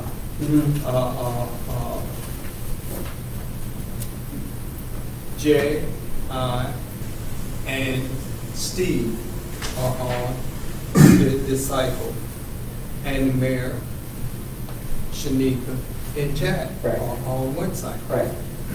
I could actually run for mayor and lose and still retain. That's my correct. seat. Yeah. Whereas Shanika don't have that flexibility. Yeah. Because if she would run, she would have to give up her seat and run for mayor. And yes. keep in mind, You're you can correct. go the other If way, a too. council member on an opposing your ballot for mayor, were to run and lose, they've lost nothing. If they run and win, we then have to hold a special election to fill that vacancy. But keep If in a mind council that- member on the same ballot as the mayor runs and loses, they've automatically resigned because they couldn't file for their council seat at the same time they filed for mayor. Right. But this works both ways too. Like, the mayor couldn't run, right? If the mayor ran for a council seat in a different year, it could go the other way. Sure. So whatever's written, I if think, it does yeah, get it written, applies it needs either to way. be written that way. Yes.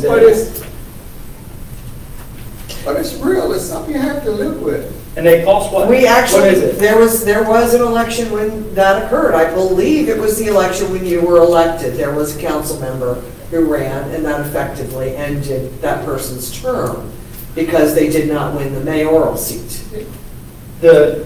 Well, I think I gave have up my I gave up elections my next seat to run for mayor. Right, but another council member, sitting council member, who should have been on the election on the ballot that year, also ran for mayor, which when that person lost the election, it effectively removed them from the council. Well, they were removed from the council either way, because they couldn't have filed for their council seat, so they. Well, we budget, from a fiscal standpoint, I'm not getting into the personal side of it, but from a fiscal standpoint, an election, we budget $3,000 for an Yes, election. yes. Elections cost money. They do cost money. So, They do. There's, if we don't have to because, spend- as I always say, for a special election, you really have no less expense than a regular election. You have to do the same required number of advertising.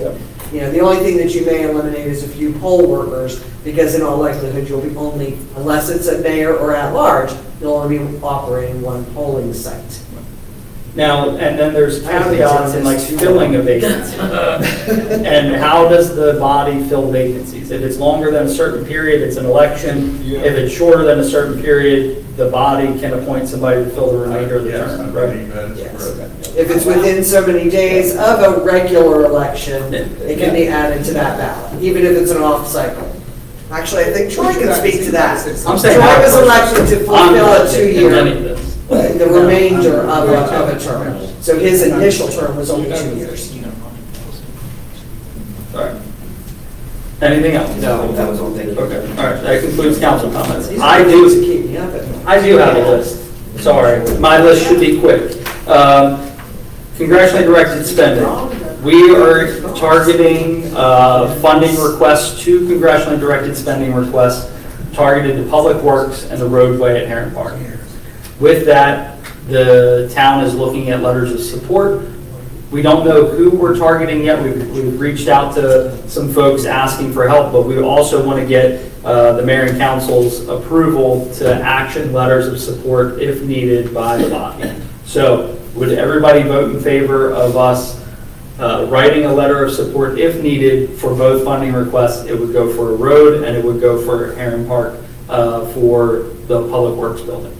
Everybody in agreement on that by consensus? Yes. Good, all right, that item's off the list. Like I have with Now, thank you, Mayor.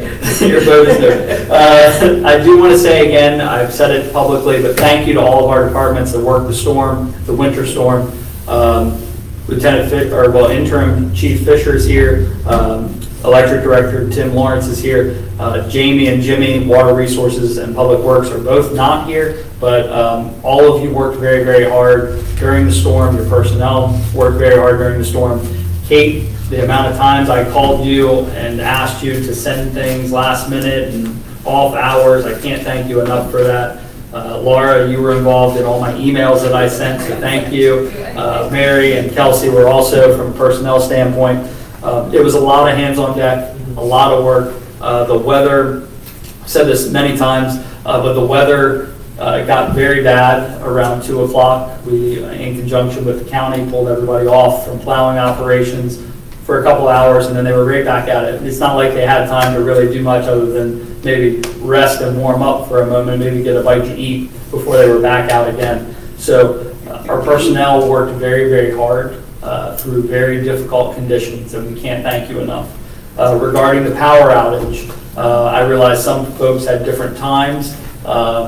We had customers out for up to an outage time of almost 20 hours.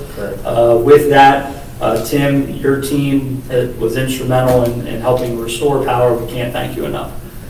We did put in a request for National Guard assistance. We had them for a little more than 24 hours, 11 personnel.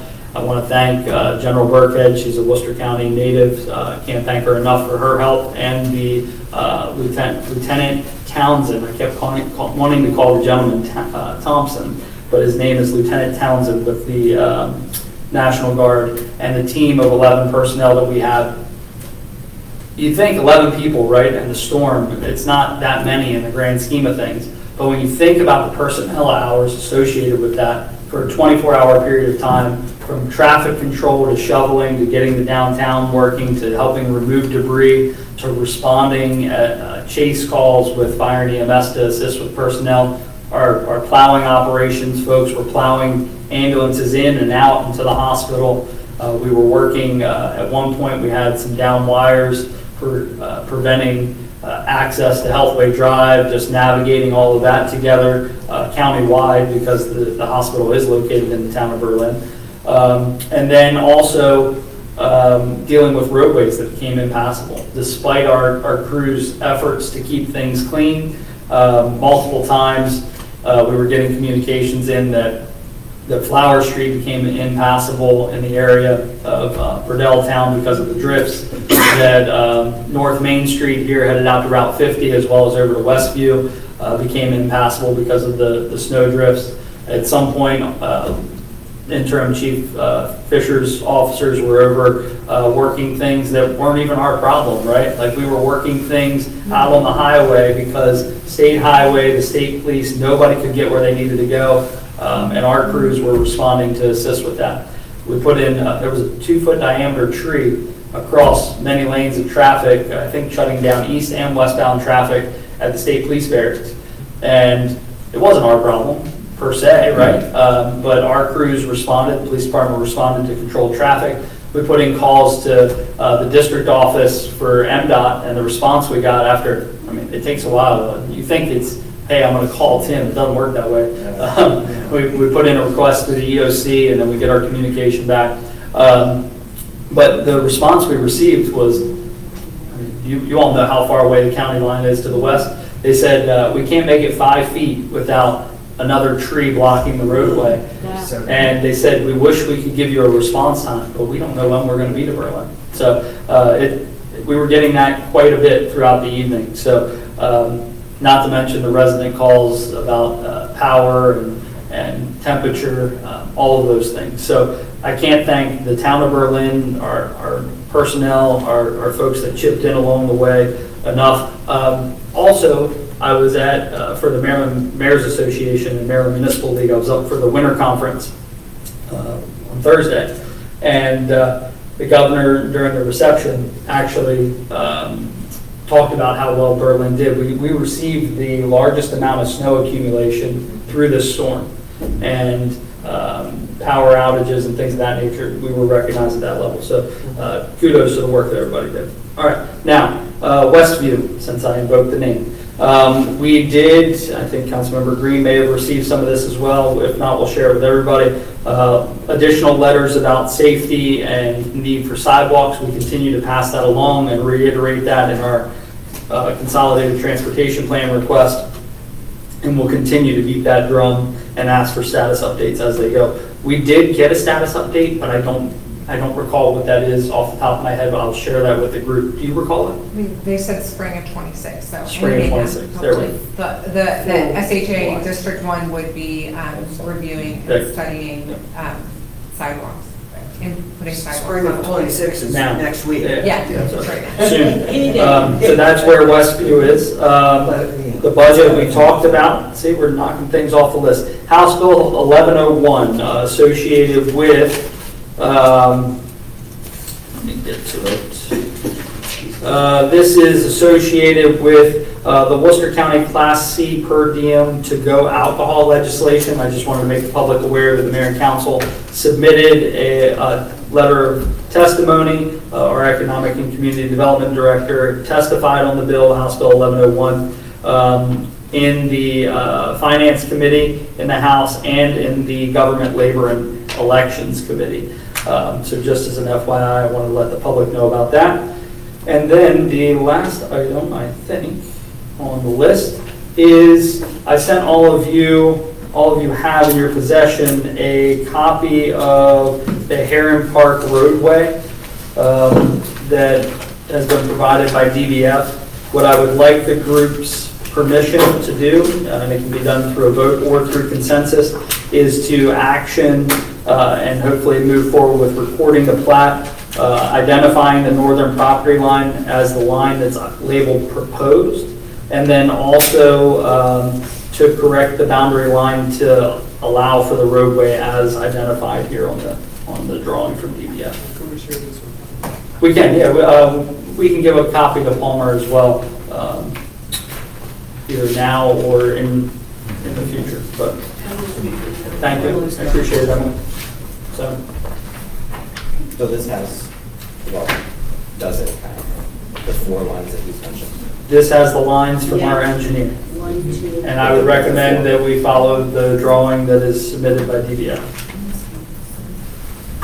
So This one, does he have it? yeah. This is just, This is not, the lines have not been moved. They will be moved to reflect the roadway as identified on here.